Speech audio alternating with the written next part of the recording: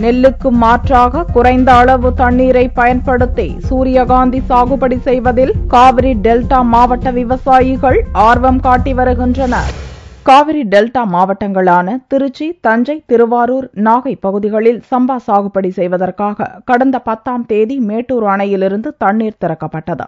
ஆனால் இந்த தண்ணீர் போதுமானதாக இல்லை என்றும், கடைமடை பகுதி விவசாயிகளுக்கு தண்ணீர் சென்று சேர்வதற்கான வாய்க்கால்கள் தூர்வாரப்படாததால் சம்பா சாகுபடியை மேற்கொள்வது கடினம் என்றும் விவசாய சங்கத்தினர் கூறியுள்ளனர். எனவே நெல்லுக்கு மாற்றாக குறுகிய காலத்தில் அறுவடை செய்யக்கூடிய வகையிலும் வறட்சியை தாங்கி வளரக்கூடியதுமான சூரியகாந்தி சாகுபடியில் விவசாயிகள் ஆர்வம் காட்டியுள்ளனர். திருச்சி மாவட்டத்தில் ஸ்ரீரங்கம், தாப்பேட்டை, தொட்டியம், நச்சநல்லூர் உட்பட சுற்றுவட்டார விவசாயிகள் இந்த சாகுபடியில் முனைப்பு காட்டியுள்ளனர்.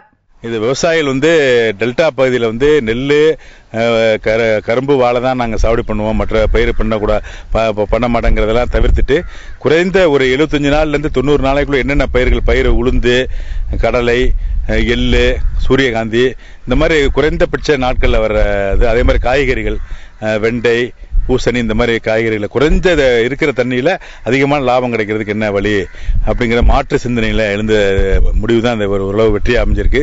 ஆனா இதுலயும் எங்களுக்கு நிறைய பிரச்சனைகள் இருந்துச்சு. அந்த பிரச்சனையும் தாண்டி ஓரளவுக்கு இது வெற்றிகரமா இந்த சூரியகாந்தியை கொண்டு வந்திருக்கோம். எப்படியும் ஒரு ஏக்கருக்கு ஒரு 1 to 1.5 டன் எதிர்பார்க்கிறோம். அந்த நல்லபடியா வந்துச்சுன்னா எங்களுக்கு நல்ல ஒரு வருவாயா இருக்கும். குறுகிய காலத்தில் பலன் அளிக்கக்கூடிய பயிர்களை சாகுபடி செய்ய காவிரி டெல்டா விவசாயிகள் முன்வர வேண்டும் என்று விவசாய அமைப்புகளும் வேண்டுகோள் விடுத்துள்ளன. இதன் மூலம் விவசாயம் பாதுகாக்கப்படுவதோடு வாழ்வாதாரத்தையும் காக்க முடியும் என்று அவர்கள் யோசனை தெரிவித்துள்ளனர்.